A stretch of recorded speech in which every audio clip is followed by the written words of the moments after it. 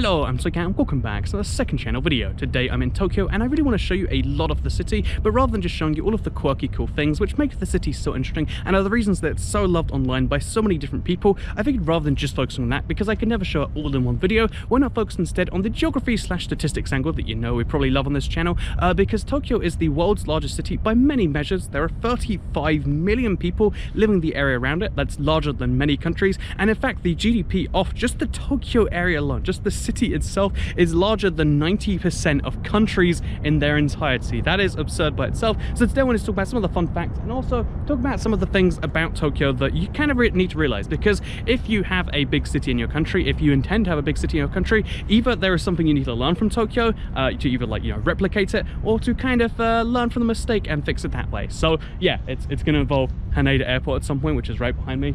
I was hoping a plane would take off like midway through that one, so let's just cut and pretend that it did. Wow, look at this. I'm midway through a sentence talking about how Tokyo is such a large and interesting city, but I'm being interrupted by a plane taking off. What's that? ANA or Nippon Airways? That's Japan and Japanese, by the way.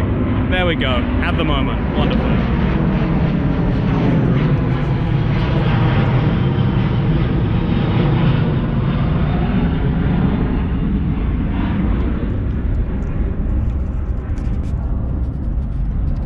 Just as a weird side note, this is a place that's really good for getting views off, you know, Japan's second largest airport in terms of passenger movements, but it's also seems to be filled with cats. Cats that don't seem to like humans, which is the opposite of how things seem to be in Japan, so just weird little thing, lots of cats. Anyway though, since this is a geography channel, and now you know that Tokyo is a huge city in terms of population, in fact the very biggest, it's a huge city in terms of economy, in fact the very biggest, so I figured the next kind of interesting thing to talk about is how its size compares in terms of the actual city itself. So obviously the city proper is what we'll be talking about just for the bit today, because there is a Tokyo prefecture, and that is the interesting one to me, because if you look at it on a map, let's show you right now, here's what Tokyo looks like. Looks kind of normal, right? Except wait a minute, why is it stretching all the way to the west there? It's got a really weird shape like that, and then it covers a different area to the metropolitan area. But then if we zoom out even further, you might notice they're like, wait a minute, are those islands like red, are they included too? And yeah, Tokyo actually administratively includes a bunch of islands going far south of the mainland, and it's one of those bizarre things that, like, oh yeah, so not only is you know, Tokyo a huge city and confusingly large in terms of population and economy, but it's also confusingly large in terms of actual land area, because it covers, for some reason, a bunch of islands and a lot of places really far west. And also, a lot of what you consider to be Tokyo is actually a separate city, Yokohama. And actually, again, because geography and stuff is interesting, I love the way that Tokyo was kind of founded, because one, its name hasn't been Tokyo forever, but two, it's actually consisting of like 23 separate individual cities that are actually kind of like wards. They kind of match the borough system in London, but, or like boroughs in New York as well, but they're like individual cities that kind of just merged into Tokyo. But then at the same time, there's other cities in the nearby area which are part of the Tokyo, again, area in terms of statistics, economy, etc., but are separate cities entirely, like Yokohama, etc. And they don't have their own airports, because why would they? They could just use Tokyo's. At least this very interesting situation where Tokyo is a hard to define place in some areas. Like, every city is really hard to define, but Tokyo is especially hard, because what you call Tokyo and what Tokyo calls Tokyo and what Tokyo is, statistically speaking, are all entirely different things that don't even overlap inside each other. Like those islands, like, are they really Tokyo? No, I mean, like, sort of, maybe, I don't know, confusing question marks. So yeah, Japan, fun place. Tokyo, really interesting city. So one of the very first problems you're going to run into when you have a city of roughly 35 million people, again we're counting metropolitan area, but when you have millions of people you need to move around, perhaps the most of millions in the world, you need to work out how you're going to get them around. And the funny thing about Tokyo is it has a reputation kind of on two separate sides. One is either like, oh yeah, Japanese, they're so good at trains, it's the best in the world, they must have amazing public transportation there. It's either that, or you have the impression of like, oh, Tokyo Metro, that's where people have to get pushed onto the trains because they want to get that many people in there. So yeah, there's kind of like a tale of two stories from the public perception, but I don't think it's really either. I think that the interesting thing about Tokyo is its public transport system is really, really, really complex, but it's also simple where it needs to be. It can get you anywhere, and that requires a whole bunch of different modes, but it also manages to balance the modes in a way that most cities don't. And you know, in case you're curious what I mean there, you can get pretty much anywhere you want to in Tokyo just just by getting on the underground. And when I say pretty much anywhere, I really do mean anywhere, with very, very few exceptions. And all you have to do is tap in when you get in somewhere, tap out, and you'll be charged the correct fare. Very simple, you know, where it needs to be, but also it's very complex behind the scene. There are multiple operators, and in case you're curious what I mean by that, there is a Tokyo subway, there is a Tokyo metro, there is, you know, JR, the Japan Railways, that run basically above ground metro lines. Then there are a bunch of other private railway companies, and it basically means that there's actually genuine competition on a fair number of routes. And even though there's all that weird, it's like a mixture of like competition mixed with like different railway operators of different like qualities of things, people can choose to take different routes across because there's just so many different trains. And again, in many cases, sometimes it'll be slower to take one than another, but there are many different routes you can take to in any place, and that is really complex. Thinking about that as complex, but also at the same time, it is simple in that you can tap in and tap out wherever you need to.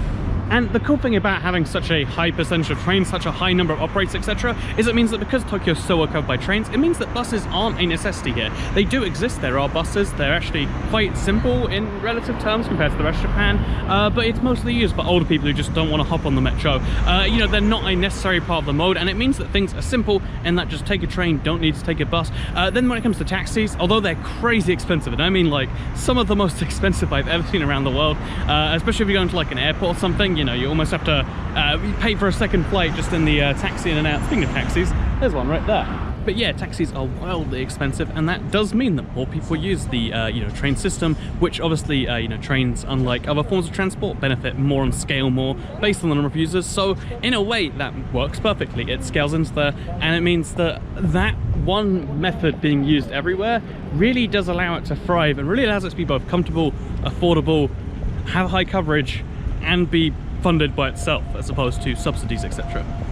By the way, speaking of taxis, earlier on when I mentioned I was going to catch an Uber, I was being serious on that one. Uber is actually more expensive than taxis here, which is saying something given the price of taxis. And yeah, because of that, let me just show you the experience of you actually. So here is my Uber experience. Maybe, I don't know, confusing question marks. So yeah, Japan, fun place. Tokyo, really interesting city.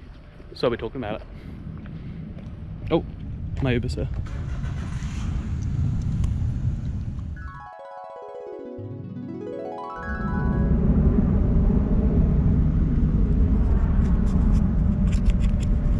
In Japan, taxis are really expensive, and in fact, I'm about to catch an Uber ride, which is traditionally the cheaper option, but over here it's seen as the premium option. So for a 20-minute taxi journey, it's going to cost 3,500 yen. That amount's on screen right now. That's half the price of my hotel for 3 days for a 20-minute taxi ride. I'm only doing it because I feel like I have to experience before I criticize it, but I already want to criticize it, but I'll try and go with an open mind for this one. This is going to be a confusing timeline. Hey, I think it's that one there. License plates here are hard to read. There's you, man. Like, I've never seen a car this shape before.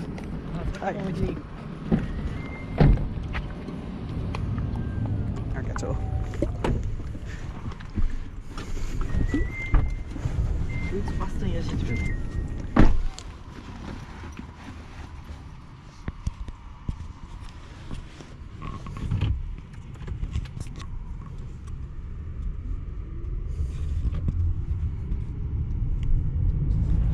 The lesson that you can take away from this, the lesson that you can really learn from Tokyo in this respect, in terms of how they balance their transport options, is that instead of you know, doing what most cities do for political points, they don't build in especially rich areas, because rich you know, people don't like to see the construction works, don't like to have the noise, etc., that come along with you know, good infrastructure, and they don't like to build in poor areas because that's not where their, you know, voter base comes from, and it doesn't seem like it's going to have returns. But by just building everywhere, you know, by not having coverage gaps, it does mean that you have one more powerful, more useful mode, and then you can scale that much more effectively.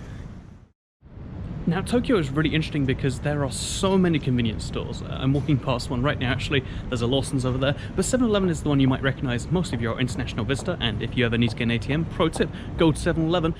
Oh look, they've got the little zeros there, that's nice. I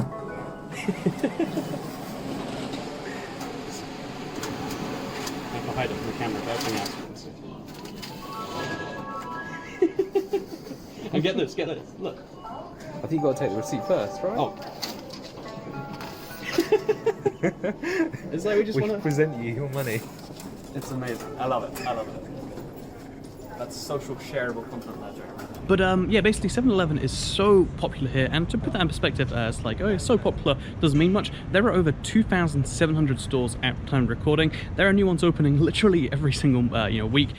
So here's one of my favorite examples of Tokyo being a city which really defeats one of the big problems every city struggles with, especially every big city, and that is property prices. But here, property is not really seen as the long-term investment, the hold on to this forever. See, now this has actually happened. This one has actually cut into the video this time. I really wanted it earlier and it just wasn't happening. And then the moment I give up, it happens. Anyway, so property isn't really seen as a long-term investment here. In fact, the average person lives a lot longer than the average house here. So instead, if you want to make a long-term investment, one that gives you passive income, instead of making rent properties, which has the whole set of issues attached to it, over here, you get a vending machine. The reason there are so many vending machines in Japan, not just for drinks, although these are the most common ones, you also get pizza vending machines and other stuff like that, is because this is a long-term investment. It's just a piece of infrastructure that has relatively low costs in terms of electricity. Someone has to restock it, but again, you can pay them to do that, and otherwise, it just kind of produces money. You pay a few grand once for the vending machine, and then you get access to a continual source of revenue. And in case you're curious as to just how prevalent they are, I show this off every time, and even though I'm in a random part of Japan, no one comes here, it's really hard to get here from anywhere.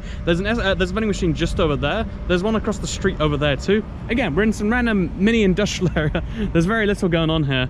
But yeah, there are 3 vending machines within eye distance, and I bet if I just go around this corner here.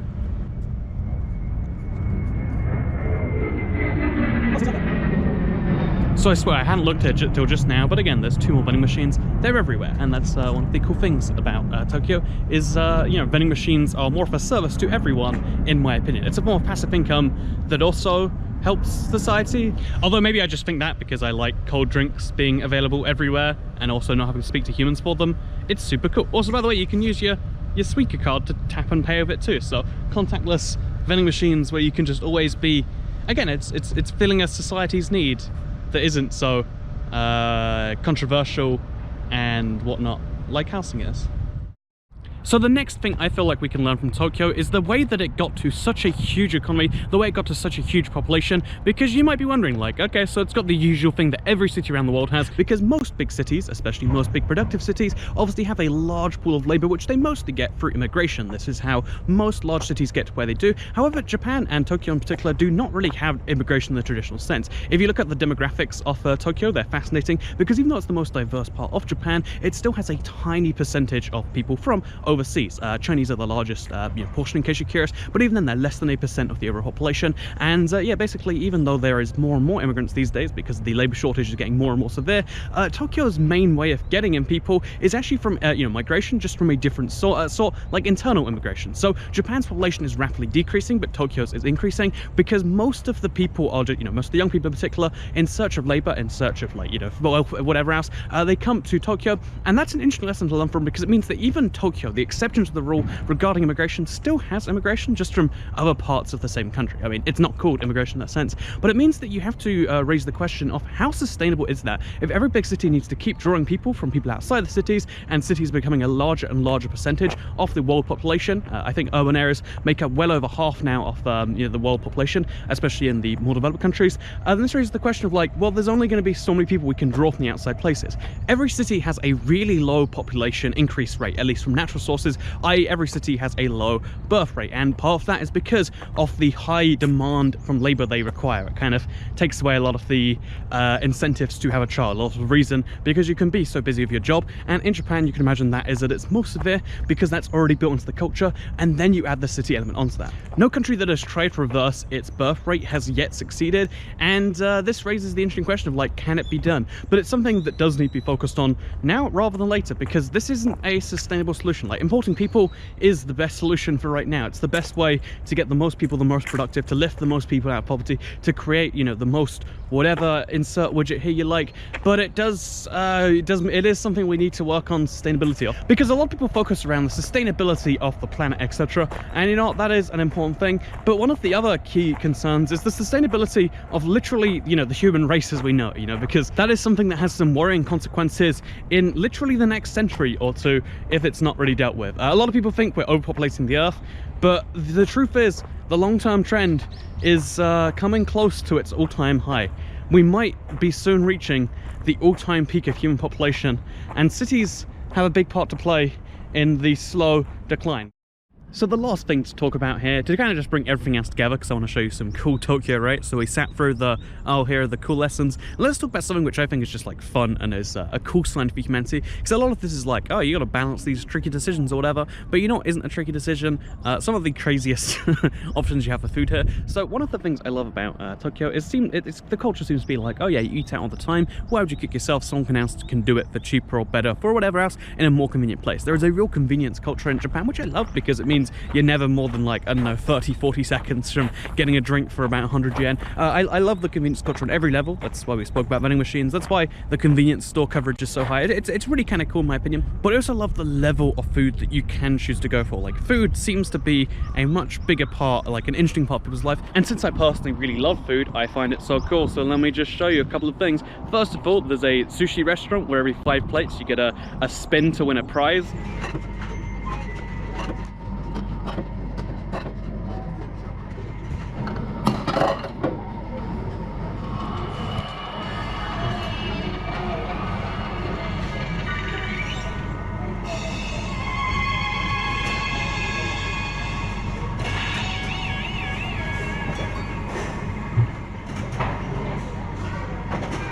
That's kind of fun, like add some gambling to the sushi, why not? Super cool, right? There's a robot restaurant where everything's animatronic, how wacky. I went to a bar that was literally like it was a magic show, but mixed with a bar, but it was free drinks all around.